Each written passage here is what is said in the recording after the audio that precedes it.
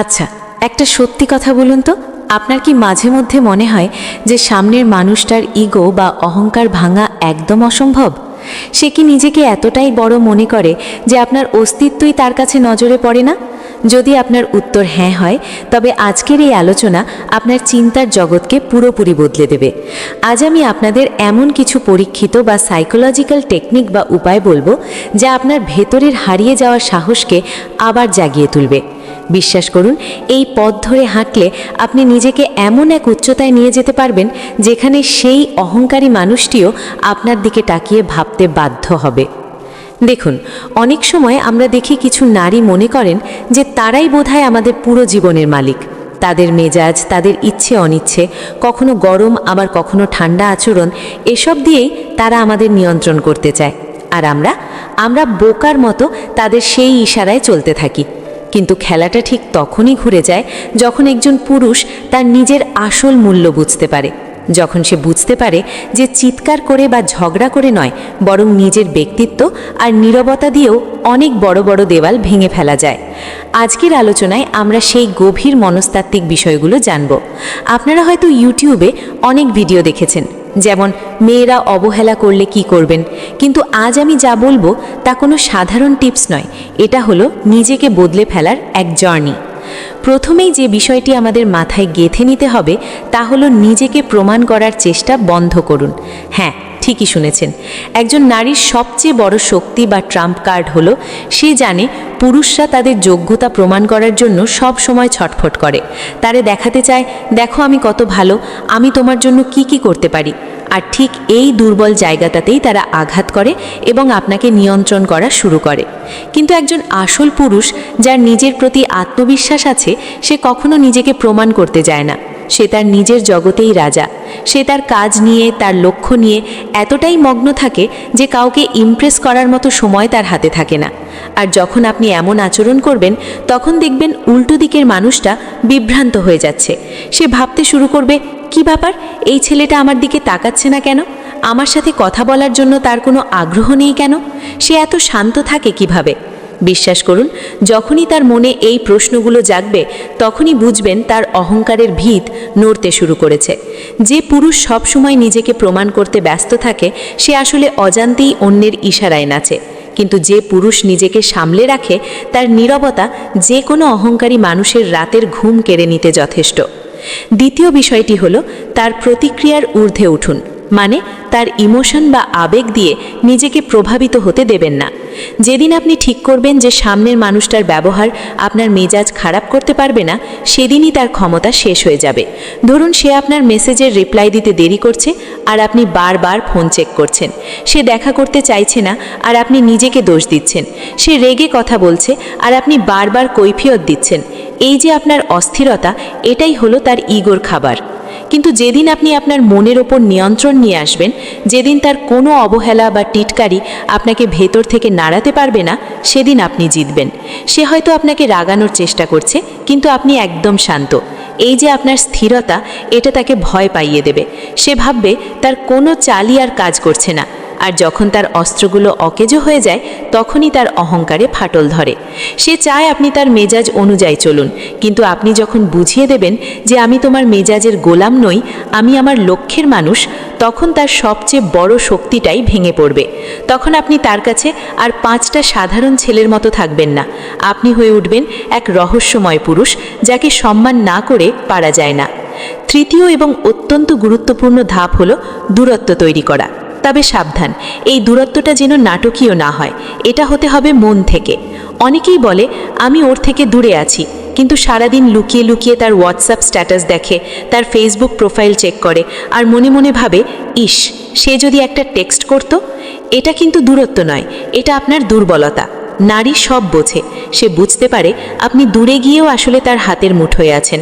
কিন্তু যেদিন আপনি সত্যি সত্যি মন থেকে দূরত্ব তৈরি করবেন, যেদিন তার ছবি, তার চ্যাট বা তার স্মৃতি আপনাকে আর কষ্ট দেবে না, ঠিক সেদিন থেকেই তার ইগো বা অহংকার দুর্বল হতে শুরু করবে। নারীরা সবচেয়ে বেশি অস্থির হয় সেই পুরুষকে নিয়ে যে একবার মুখ ফিরিয়ে নিলে আর পেছনে তাকায় না। তাই মেকি বা লোক দেখানো দূরত্ব বজায় রাখবেন না। যদি সরতেই হয় তবে পুরো আত্মসম্মান নিয়ে সরে আসুন। এমনভাবে নিজের জীবনে ফোকাস করুন যেন তাকে ছাড়াও আপনার জীবন দিব্যি চলছে, বরং আগের থেকে অনেক ভালো চলছে। আপনার এই সুখী এবং ব্যস্ত জীবন তাকে যতটা পোড়াবে, হাজার ঝগড়া করেও সেটা সম্ভব নয়। চতুর্থ বিষয়টি হলো, তাকে স্পেশাল বা বিশেষ ভাবা বন্ধ করুন এবং নিজেকে রেয়ার বা দুর্লভ করে তুলুন। দেখুন, যতক্ষণ আপনি তাকে আপনার পৃথিবীর কেন্দ্রবিন্দু বানিয়ে রাখবেন, ততক্ষণ তার অহংকার বাড়তেই থাকবে। যখন আপনি তাকে প্রয়োজনের চেয়ে বেশি গুরুত্ব দেন, সব ব্যাপারে তার মতামত নেন, তখন সে নিজেকে আপনার চেয়ে শ্রেষ্ঠ ভাবতে শুরু করে। আর যখন কেউ নিজেকে এত বেশি গুরুত্বপূর্ণ ভাবে, তখন অবহেলা করাটা তার অভ্যেসে পরিণত হয়। সে তখন ইচ্ছে করে দেরিতে রিপ্লাই দেয়, আপনার কল কাটে, আপনার ভালোবাসাকে সস্তা মনে করে। কেন জানেন? কারণ আপনি তাকে সেই জায়গাটা দিয়েছেন যা আসলে আপনার নিজের প্রাপ্য ছিল। আসল শক্তি তখনই আসে যখন আপনি নিজের জীবনে নিজেকেই হিরো বা প্রধান চরিত্র মনে করবেন। অন্য কেউ সেখানে পার্শ্ব চরিত্র ছাড়া আর কিছুই নয়। যখন আপনি নিজেকে সহজলভ্য করবেন না, তখন আপনার উপস্থিতি তার কাছে একটা চ্যালেঞ্জ হয়ে দাঁড়াবে। আর মেয়েরা চ্যালেঞ্জ পছন্দ করে। যে পুরুষ সবার জন্য অ্যাভেলেবল নয়, যে কারো মেজাজের গোলাম নয়, তাকে পাওয়াটা একটা অর্জনের মতো। আর যখন সে বুঝবে আপনি একটা লিমিটেড এডিশন, তখন সে নিজেকে ভাগ্যবান মনে করবে আপনার সঙ্গ পেয়ে। তখন তার ইগোর দেওয়াল নিজে থেকে ভেঙে পড়বে। পঞ্চম উপায়টি একটু অন্যরকম। তার রূপ বা সৌন্দর্য দিয়ে নয়, তার চরিত্র দিয়ে মুগ্ধ হন।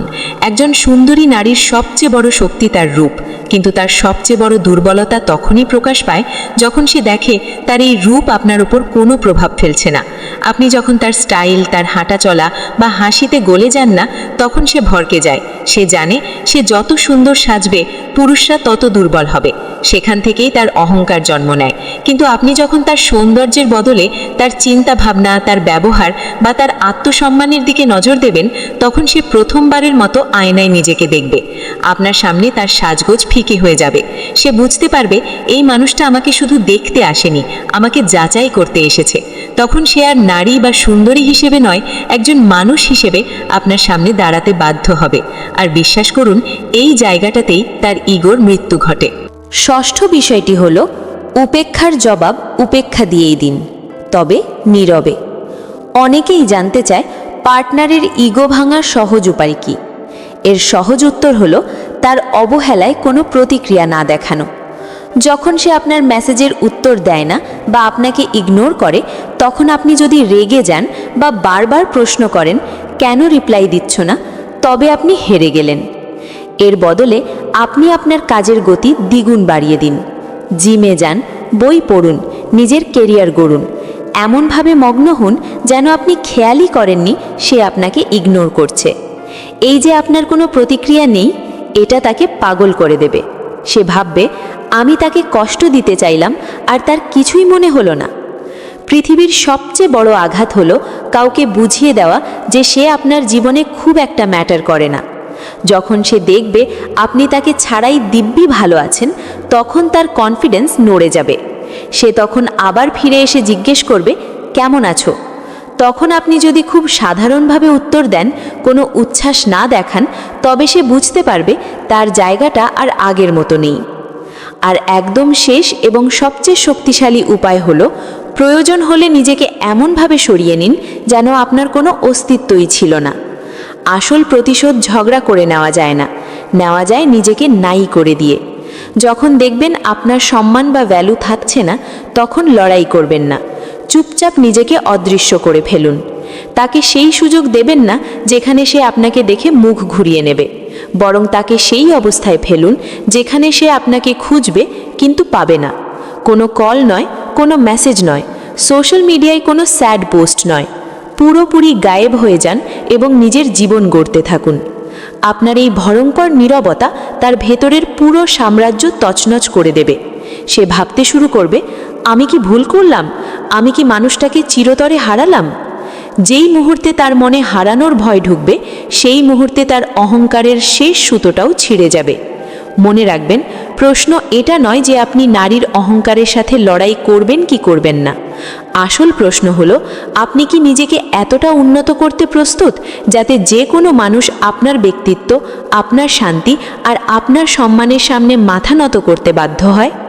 পুরুষ সেই নয় যে শুধু ভালোবাসতে জানে, আসল পুরুষ সেই যে নিজের আত্মসম্মান বজায় রেখে অন্যের অহংকারকে গলিয়ে দিতে জানে।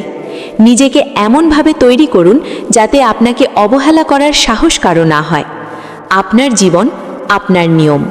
বন্ধুরা, আজকের এই আলোচনা যদি আপনাদের মনে সামান্যতম সাহসও জুগিয়ে থাকে বা আপনার চিন্তার জগৎকে একটুও নাড়া দিয়ে থাকে, তবে ভিডিওটিতে একটি লাইক অবশ্যই দেবেন, কারণ আপনার একটি লাইক আমাকে বুঝতে সাহায্য করে যে আপনারা এই ধরনের সত্য কথাগুলো শুনতে চান। আর হ্যাঁ, আপনি যদি নিজেকে মানসিকভাবে শক্তিশালী করতে চান এবং জীবনটাকে নতুনভাবে গড়তে চান, তাহলে আমাদের পরিবারের সদস্য হতে ভুলবেন না।